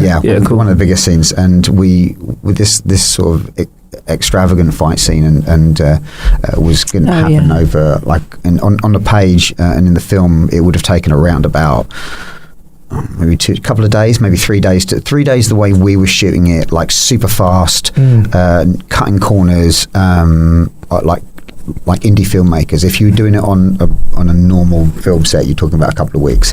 But we could have got through it in a couple of days, maybe 3 days. But we didn't have them. Full stop. So we only had an afternoon, I think, or morning. One of the two, half a day basically. Yeah, after morning. After morning, yeah. And we instead of shooting it normally, we got our poor DOP Jamie Burr, who's amazing, to rig up all the lights so they'd be out of shot, and then we did it all on a GoPro, and we rehearsed all the fight and all the action as you remember, Marcus, and we did it all on a GoPro, and we took our lead lady. Helmet. That was funny. Our lead lady Harriet Amadale, who's incredible in this very very serious role, and this incredible actress, serious role, beautiful and amazing, and intense as well. And then we stuck a cricket helmet on her that we got from a discount. Was it like red store. As well? Was it? Was like it was bright. Was it blue? Blue cricket helmet. It was a bright colour though. And then we gaffer taped a GoPro to the front, and then she had to start the scene laying on her side, and then she had a gun in it. She had a fucking gun in someone's face, and it was fucking brilliant. That's one of my favourite scenes as well. Actually, I love watching that scene. Really well. Much fun. Yeah, it was really funny. You all nailed it. Well done. Yeah, she was the camera woman. She was everything. It was great. Yeah, that was awesome. Yeah, I remember seeing a bit of that. And like Claire, like you kind of hit upon the actual real 1950s chairs and stuff like that. There were loads of props in that. That's another thing that was creepy. Like you actually had loads of real props in the room. So when they were dressed, when the cameras aren't rolling, or if we got in just before, or if you're standing in another area because you're getting some clean cuts or whatever, we'd be in a room which was literally like you're in the 50s. Yeah, do you know what I mean? Like, we had amazing set designers actually. Yeah, how the hell do you get so much? I didn't even know that this stuff. I thought this stuff would all be in a bin or in like somewhere missing. It was. Was it really hard to get your hands on this sort of stuff? I mean, we collected half of it. And some was collected, but. Most of the hard stuff we had to find was we'd just shot a film before, and we needed a deactivated shotgun, and I had about an hour to find a gun. I thought he was going to say, and I had about 6 at home. So I just activated one, and I just deactivated one of my shotguns and put it in. Right now, fuck's sake, it's the whole shotgun. Yeah, go on. So we found this shotgun, but the place we found it in was an amazing kind of museum, and it really wasn't a museum. It was a collection. Yeah, a collection of real war, like tanks and everything. This guy had in about 3 massive warehouses, and we were like, "Oh, we're shooting the Rizen soon. Can we stay in contact and we can use some of these props?" So basically, when we were ready to go, we gave him a call, and he came down, and he had real stuff. That was a real 1950s wheelchair. That was their real ammunition cases. Guns, crazy. Everything. Yeah, all the guns, the 303s, everything. Yeah, Combatant Combat, I think they were called. Combatant Combat. Amazing place. And you did add in real where you could. So, we went to like the least secret bunker. Yeah, was so I love the fact that when we're driving to the secret bunker, you see a sign that said secret bunker, quarter of a mile. I'd be like, okay, cool. Yeah. So you actually, where you could, like, you added in as much realism as possible, which is, I think it's quite a privilege in 2000 and whatever it was, we shot a few years ago, to kind of be able to go to places where things like this, because that was another place that kind of a lot of the props that they had there, because that was a museum, wasn't it? Yeah, well, we originally were going to try and shoot there. Yeah, the whole thing. But I think our problem was that because it was a nuclear bunker, an actual nuclear bunker, and we were going to try and shoot there. But our main problem was that over the years it was built in the 50s, but when it was covered in 80s stuff, it was the wrong era, and in order to shoot there we'd have to literally gut it. Our real problem, that was a problem, but our main problem was we didn't have the money for that. It was way too expensive to shoot there permanently. There's no way. But it was a Kelvedon Hatch. Secret bunker. Yes, it's a great place. Great pies in the canteen as well. Fucking food was alright. Set was cool too. Remember the buckshot? Yeah, that was James. Oh, that was it. Yeah, a bit of buckshot. James Coyne. He was like, I'll have a pheasant pie or something. Yeah. And they were fresh. Too fucking right. Because they had buckshot in them. Yeah, that's the kind of pie. He turned vegetarian after that. Funny. Did he? Yeah, he was vegetarian after that. Does he not at least eat fish? Because fish by name. So what do you think? I'm going to ask both of you one by one, so you can answer when you want. One of the most challenging shots or parts of the production are, because it's no small feat kind of getting a UK production out there, 2 back-to-back films, and using your resources as smartly as possible. So what were one of the biggest challenges? Well, that's fucking hard. Yeah. Dead air. Yeah, dead air. I mean, dragging any independent film over the finish line is a feat. Like dragging. I think that would be my biggest challenge. If we're talking about specific difficult moments, though. They all blur into one.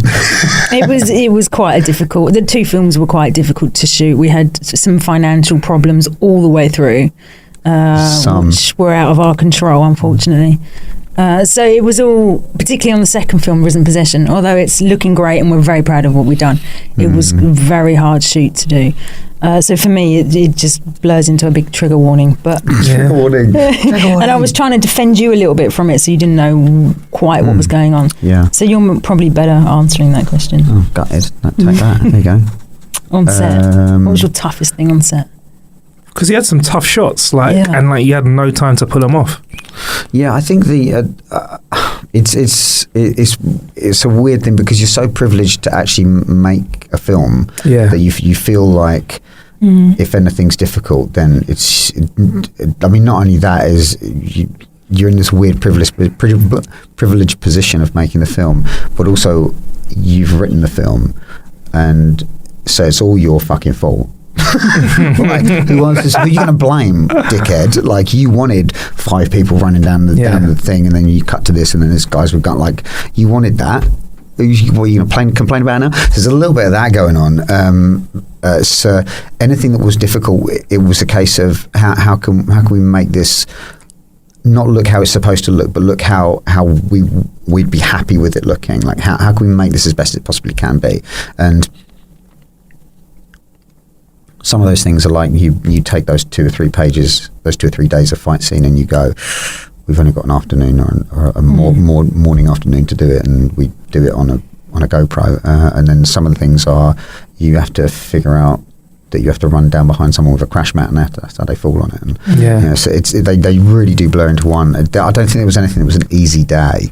There's nothing where you're like, oh, that was a nice one. You sit back and crack your knuckles, and then you go to lunch. And no time for that. It's a hard one. Like, no time for that. That wasn't. Yeah, it was every morning was working out what we're going to cut, where we're going to move it to. Like, how fucked are we? How are we going to do this? How are we going to pull this off? Yeah. And you had like scenes where you knew that was coming though.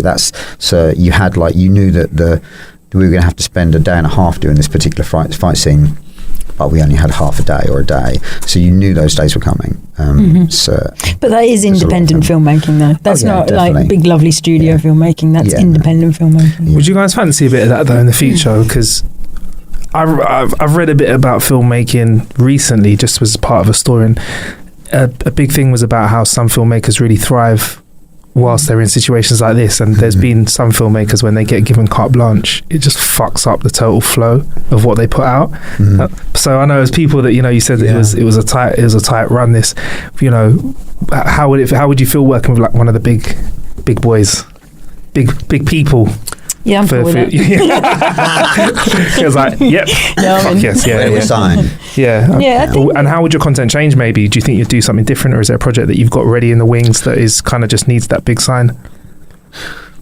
It's a tough one. I don't know. I mean, I think that's what we're trying to get to. Is we're trying to produce work that we're happy with, and we have very high standards for ourselves. Yeah. So I suppose that's really where we're trying to get to. Yeah. And also, we've not been through that particular meat grinder. The meat grinder we have been through is indie filmmaking. Yeah. So we know where the punches are coming from. Yeah. For that, and I think sometimes I suppose if you don't know where the punches are coming from, but you feel like you should be in control of everything because you've been given carte blanche with a blank check, then that must fuck with you. Yeah. So like it's weird. So like we talk a lot on the show about like how Netflix and Amazon Prime is kind of changing the way we consume films. So for indie filmmakers, how do these platforms work with the kind of content that you produce? So I don't really understand the question. So like with the film that you're making, how do platforms like Netflix then be available and Amazon Prime? Is that something that you're like, I can take advantage of that? That's a place I really want to sit on first, or are there other avenues or places that you want to put your films first? Because I think that's quite interesting for indie films. A lot of people don't know how they get where they get to, and how you feel about Netflix and how you feel about Amazon Prime. Oh, you love having your film on Netflix or Amazon, definitely for sure. Yeah. Or Sky, we've got one on Sky at the moment. We're very happy to have it there. What one's that? Let's give it a plug. That's The Gatehouse. So that's the film. No. Scary one, isn't it? No, it's a kids' film. Is it? It doesn't sound like a kids' film. So we literally wrapped that and then went straight into Rizen's. Right. But it's great. I love it. I love the fact that these streaming networks have now opened up, and it really helps independent filmmakers. As long as you got to have contacts in there. That's the thing. Or you got to like sign it to the right sales agent. And just obviously as an independent filmmaker, be careful what sales agents you're signing to. Just read up a little bit. But yeah, great. I'm loving it. I'm loving Netflix, and it opens up these tiny films to a wider audience. Netflix and Amazon Prime and so yeah. Nice. Yeah. So it was a really boring answer. That's all right. Listen, a lot of people. It's been one of those days. A lot of people ask me stuff like that, so it's good to. I can't answer that, so it's good that you can. But what are you guys like consuming at the moment? Because you churn out. I mean, I see you as like sci-fi and horror specialist. Like, is that what you watch? Like when you're on Netflix and you're watching TV, what do you watch? I love Playdays, Teletubbies. Matt watches porn. We all know that. I'm watching porn right now. Porn Teletubbies. Porn Teletubbies. Yeah. SpongeBob SquarePants comes off real bad in that one, to be honest. For 2 reasons. His pants ain't square, so it's underneath the square. This is gross. You guys are gross. Yeah, I love sci-fi. I'm not really a massive horror fan, having made horror films, but I love sci-fi. I love true story. I watch anything as long as it's good. It's all right. Yeah, I'm sci-fi horror or horror sci-fi. Fucking anything. Look, as long as it's a good, fun story. I'll usually go on recommendations. Right. Or if you, I mean, a lot of my friends, a lot of my close friends are like horror fans. Anyway, like they'll be in like Jess, for example, the friend who did the makeup on the Rizen's, Jess Heath. Yes, like she's a horror genius, and so she'll WhatsApp me something to watch, and be like, that's what I got to watch now. Like, and she's invariably right. It's amazing. So like I'll do that. I won't. What I don't tend to do anymore is go for like the cheapest sci-fi horror I can find. Like I went through a stage of being like, this is probably the worst film ever made. I'm gonna watch it. Like I used to do that. I did that a lot. Like and then I worked my way out of those, and now I'm onto normal stuff. Graduated to normal stuff. They're hilarious. They're great. People do that to us. No. They probably do. This looks rubbish. This is bollocks. What a wanker. Actually, it was fairly good. Actually, a bit high in that. Yeah, I've been doing a bit of Star Trek recently, actually. The new series. I've been going from the original series, so I watched all of that. Wow. No, the original series. Oh, I watched all of that. Watched the animated series, which not many people know exists. I didn't even know about that. It's got like, William Shatner and everyone else like in an animated series. So it's like a bit of what they couldn't show because they didn't have the tech to. That's amazing. So it kind of leads on. Some of the stuff you see in it is very TNG because the next generation, because with cartoons you can do it, can't you? You can have like a flying monster with 17 arms, whatever. Don't give Matt ideas for that in a new film. That sounds all right. Well, that's the great name for a film, Flying Monster with 17 arms. Then it's like a notepad or something. I'll forget it in a second. Forget what? What? And I just finished TNG last night. I almost shed a tear. Almost? I was every episode of TNG. How dare you? Wow. Almost? You use a hot-made coal? What? I don't know. Describe that last episode. What was the part that made you well up? It's like a 90-minute special. Yeah. And it's the poker game. Yes. Oh, it's all good things. That's what it's called. So there's a poker game, and there's some very choice words said by Picard and the rest of I think the 7 main people that you see. All her clothes. Yeah, that was it. Yeah. And it's just like I don't want to spoil it because I really think people should go and check out TNG because I think that's the Star Trek that was really wanted by the production team, but they just couldn't do it back then. Rodders wanted that from a Star Trek. It feels like that's the one everyone gravitates towards. That feels like the one. Yeah, and has almost the most heart in it. Yeah. I feel like Voyager's like I'll watch Voyager and I love it, but no, you don't like Voyager. That's next on the menu. Like no, I've got Deep Space Nine next. I got Deep Space. I got this. I got film. I think I got Generations. Then I've got Deep Space Nine to watch. So that's what I'm going to geek out on. I'm with some proper geeks. Man. Talking about we're cool. This is what coolness looks like. That's what coolness looks like. Getting me a coolness. This is what being a weirdo looks like. But that's cool. So when's the Rizen Possession out? So that's up to our sales agent. It'll be this year. All right, but if we wanted to get a little sneaky peeky preview of it, I think we can. Yes. Can we do it this month, next month? Premiere, 22nd of May, I think 8:30 Sci-Fi Film Festival. We are closing the whole festival, so we've been invited. Second year in a row. Yeah, we've been invited. Sci-Fi London Film Festival. Yeah. Was it Yeah, London Sci-Fi London. Is that going to be over Stratford Way again? Yes. As it last year? Stratford Cool. Picture House. That's it. If you visit Lost Life Films, you'll see little links on our websites on Instagram or Twitter. Cool. To get some tickets and see Marcus, the wonderful Marcus. Eating a biscuit. Yeah. Eating the shit out of a biscuit. Yeah. I've never seen a biscuit getting eaten like the way I ate that fucking biscuit. To hell. You watch that and you'll be like, I want to be one of those biscuits. He's great at hiding under beds. And hide under beds. Yeah, you can do that. Yeah, it's in my CV now. What do you do in your spare time? Hide under beds, eat biscuits. Eat plenty of biscuits. Is that a Twix? Yeah, a bit of a dicky question this, but like, what else is coming up now? Because I feel like you're like, doing this, but you're also you're really active though, aren't you? Well, no, we are. Yeah. I was getting out of breath in the lift. I'm glad there's no stairs. Yeah. We are so happy to hand over the Rizen in the Rizen possession. It's amazing. We've got about 16 projects in development at the moment, which is very cool. 16? Jesus. Yeah, all at different stages. Some true stories, TV series, films. It's all very exciting. We're hopefully about to sign quite a very exciting deal with a huge studio, Touchwood. Oh, onward, sorry. Yeah, so we can't say too much at the moment because I don't want to flummox it all. Oh no, don't flummox us.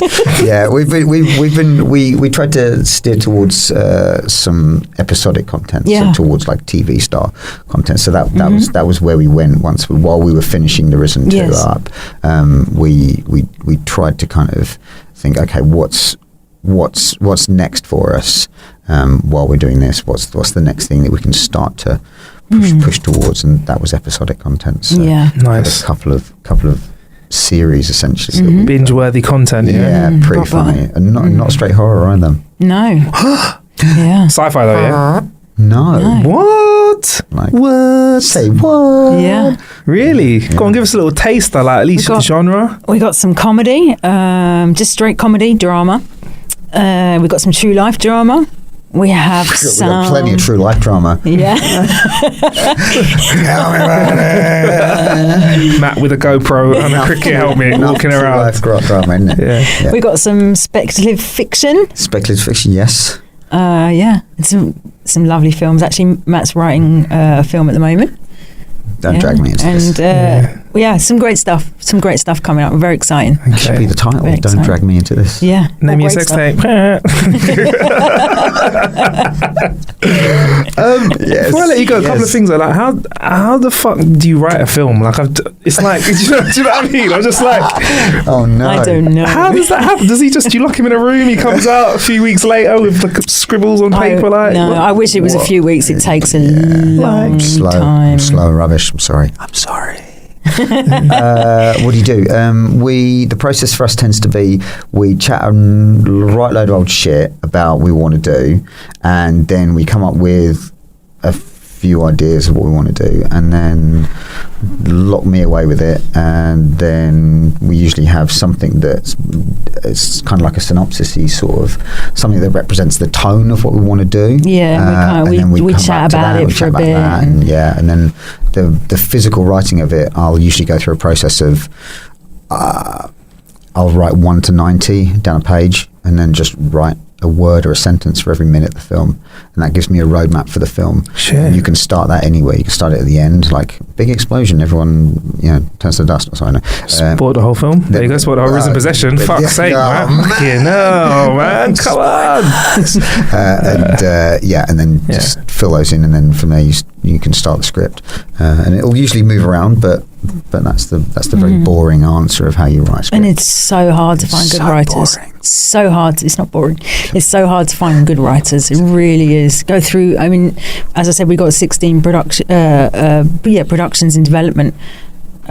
3 of those I think are from you and the wonderful Vicky Sargent, but the others are all we would spend time finding the right story or the right book and optioning them and finding other writers to adapt them, and it's hard. What makes a good writer then?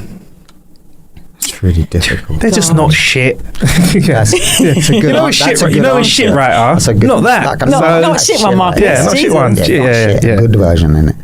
I don't know, man. It's talent. It's pure talent. It really is. I mean, I can't write. Yeah, No neither way can can I. I write. Yeah, But I I could know just what about I- read. So Yeah, same. Same. I don't know. It's talent, and Matt's probably one of the best writers I know. She needs to get out more. I've enjoyed having your words in my mouth and my head, Matt. You are making my Twix go to an extra large. It's not really. My Twix is never extra large. You know that.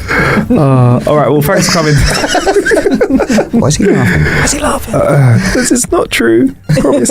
Yeah. No. Thanks for coming down to How to Kill an Hour, though, and the Rizen Possession and the Rizen, like both great films. Well, I've seen the Rizen. I've not seen the latest cut, the Rizen Possession. So you can find all 2 minutes of me in it because the rest of it's on the cutting room floor. But like, honestly, wish you all the best of it, man. And Thank I you. look forward to seeing it at the screening. Thank you. And seeing what Lost Eye turns out in the future, man. Thank you. Cheers. Pleasure. This has been How to Kill an Hour. Thank you for killing some time with us. I will be in your ear holes very soon. You can vote for us in the Listener's Choice Awards at this year's British Podcast Awards 2019. If you'd like to vote for us, it only takes a minute of your time. Head to britishpodcastawards.com/vote. That's britishpodcastawards.com/vote. Type in How to Kill an Hour, and then, yeah, you'll have voted for us. It only takes a minute of your time, and we'd really appreciate it. We'll also put a link in the show's description. Thank you very much in advance. And hey, here's hoping we win.